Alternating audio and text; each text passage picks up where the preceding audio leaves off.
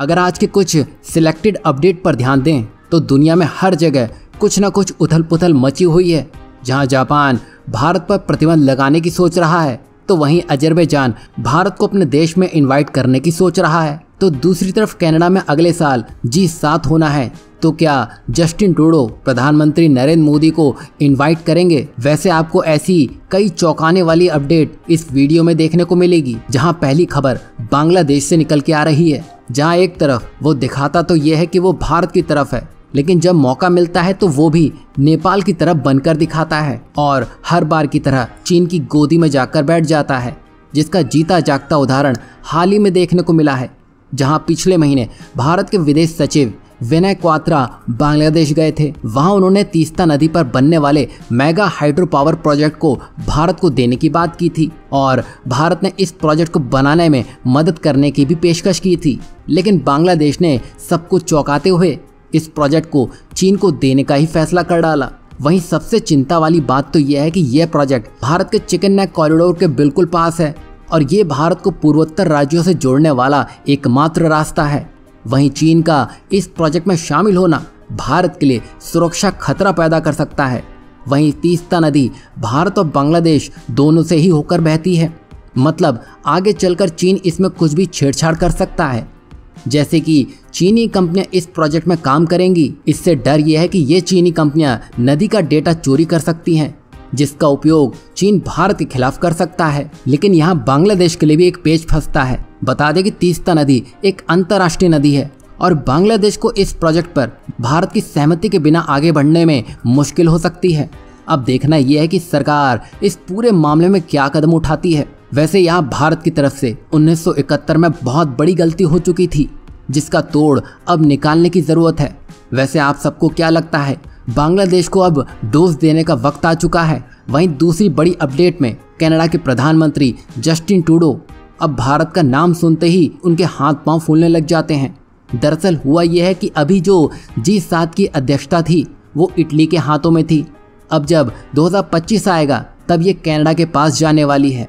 तो कनाडा और भारत के रिश्ते आप अच्छे से जानते हैं, ये किसी से छुपा नहीं है। और इसी के साथ ही साथ पिछले कई सालों में भारत की डिप्लोमेसी भी काफी तरक्की कर चुकी है, क्योंकि पहले कई बार देखा गया है जहां भारत को बड़ी मीटिंग में इनवाइट नहीं किया जाता था। लेकिन आज के समीकरण बदल चुके हैं, जिससे कनाडा की हालत खराब हो चुकी है। क्योंकि G7 में उनसे एक रिपोर्टर ने सवाल पूछ लिया, जब अगले साल G7 की मीटिंग होगी तब क्या भारत को इन्वाइट किया जाएगा?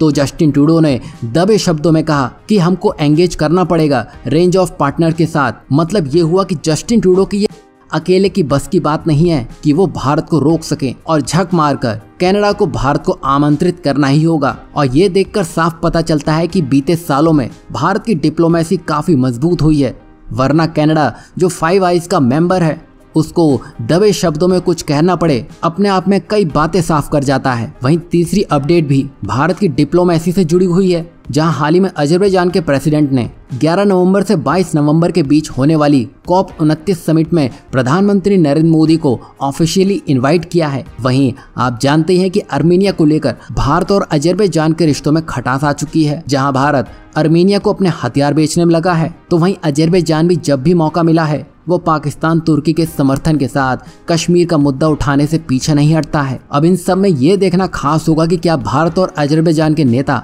आपस में मिलते नजर आएंगे या नहीं, क्योंकि जैसे हमने आपको बताया भारत की डिप्लोमेसी आज ऐसे मुकाम पर पहुंच चुकी है जहां चाहकर भी कोई देश भारत को अनदेखा नहीं कर सकता है।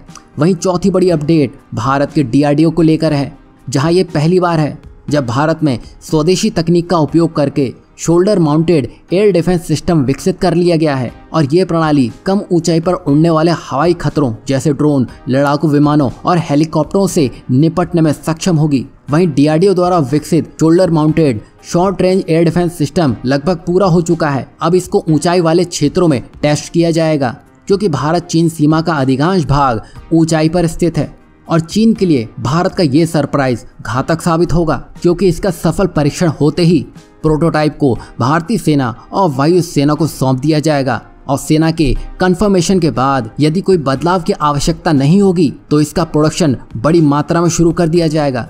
वहीं ये देशी हथियार भारतीय सेना और वायु सेना के लिए काफी महत्वपूर्ण साबित होगा और ये सीमाओं की सुरक्षा को मजबूत करने में मदद करेगा। वहीं पांचवी बड़ी अपडेट जापान से निकल के आ रही है, जहां भारत और जापान दो पुराने दोस्त हैं जिनके बीच व्यापार और सुरक्षा के मजबूत रिश्ते हैं। लेकिन यूक्रेन युद्ध के झमेले में ये दोस्ती डगमगाने लगी है। बता दें कि अमेरिका रूस के खिलाफ सख्त प्रतिबंधों का समर्थन करता है और जापान भी उसके सुर में सुर मिला रहा है। अब जापान का कहना है कि भारत की कुछ कंपनियां चुपके से रूस के साथ व्यापार कर रही हैं, जो कि रक्षा से जुड़ी हुई हैं, और इन कंपनियों पर दोस्ती के नाम पर प्रतिबंध लगाने की तैयारी चल रही है। और ये चौंकाने वाला है, क्योंकि जापान भारत का करीबी सहयोगी है और दोनों देश साथ मिलकर क्वाड का भी हिस्सा है। और ये दोनों ही देश चीन से भी जब जब मौका मिला है बड़ी लड़ाई करते दिखे हैं। अब जापान वाकई में भारत का दोस्त है या बस अमेरिका को खुश करने की कोशिश कर रहा है? अभी तक तो जापान ने भारत की किन कंपनियों पर प्रतिबंध लगाने का फैसला किया है यह स्पष्ट नहीं किया है, और इस पर भारत सरकार ने भी अभी तक इस पर कोई प्रतिक्रिया नहीं दी है। लेकिन ये निश्चित हो चुका है कि ये दोस्ती का नया अध्याय है, जो थोड़ा कड़वा और तल्ख हो सकता है। यहाँ आप देख सकते हैं जियोपॉलिटिक्स की दुनिया में दोस्ती भी राजनीति का शिकार हो जाती है। वहीं छठी अपडेट चीन और फिलीपींस से निकल के आ रही है, जो अब चीन को घसीटता हुआ यूएन के दरवाजे ला चुका है। ये तो आप जानते ही होंगे, चीन कभी भी खाली नहीं बैठता है। जहां वो तिब्बत से लेकर ताइवान हर मुद्दों पर खेलता दिखा है, लेकिन अब ऐसा लगता है कि फिलीपींस चीन को इतनी आसानी से जाने नहीं देना चाहता। तभी उसने 15 जून को दक्षिण चीन सागर में अपने एक्सटेंडेड कॉन्टिनेंटल शेल्फ यानी कि ECS पर संयुक्त राष्ट्र के सामने दावा पेश कर दिया है, और इस क्षेत्र में उस देश को विशेष अधिकार प्राप्त होता है, खासकर प्राकृतिक संसाधनों को निकालने का अधिकार, और चीन की इन्हीं सब पर नजर है। बता दें कि फिलीपींस ने यूएन में दक्षिण चीन सागर में पश्चिमी पलावन क्षेत्र पर अपना अधिकार बताया है, और यही क्षेत्र चीन द्वारा विवादित है। बता दें कि चीन पूरे ECS पर अपना अधिकार जताता है और फिलीपींस के दावों को खारिज करता है। वहीं चीन ने हाल ही में एक नया कानून भी पास किया है, जो विदेशी जहाज़ों को और विमानों को बिना अनुमति के अपने क्षेत्र में प्रवेश करने पर हिरासत में लेने का भी अधिकार देता है। आपको बता दें कि ECS एक महत्वपूर्ण जल मार्ग भी है, जिससे सालाना $3 ट्रिलियन से भी ज़्यादा का व्यापार होता है, और ये क्षेत्र प्राकृतिक संसाधनों जैसे कच्चे तेल, प्राकृतिक गैस और मछली से समृद्ध है। और हाल के महीनों में ये देखा गया है कि ECS में चीन और फिलीपींस के बीच कई टकराव भी हुए हैं। वहीं फिलीपींस ने अपनी सेना को मजबूत किया है, साथ ही भारत से जो ब्रह्मोस मिसाइलें ली हैं उनको भी वहां तैनात किया है, और इसी की देखा देखी में चीन ने भी इस क्षेत्र में अपनी सैन्य उपस्थिति बढ़ा दी है। और यहाँ अगर तनाव बढ़ता है तो चीन और फिलीपींस के बीच सैन्य टकराव का खतरा भी बढ़ जाता है, और ये टकराव ऐसा होगा कि जो पूरे क्षेत्र पर असर डाल सकता है और यहाँ तक कि एक बड़े युद्ध में भी बदल सकता है। हालांकि ये फिलीपींस के लिए अपने प्राकृतिक संसाधनों की रक्षा करने और अंतर्राष्ट्रीय कानूनों के तहत अपने अधिकारों को बनाए रखने का एक महत्वपूर्ण कदम है। इन सब में आपकी क्या राय है? आपको कौन सही लगता है और कौन गलत? वैसे चीन के लिए तो अभी कुछ भी कहा नहीं जा सकता है। अब देखना यह है कि उसको यूएन में किस तरह निचोड़ा जाता है और फिलीपींस के समर्थन में कौन कौन से देश सामने आते हैं।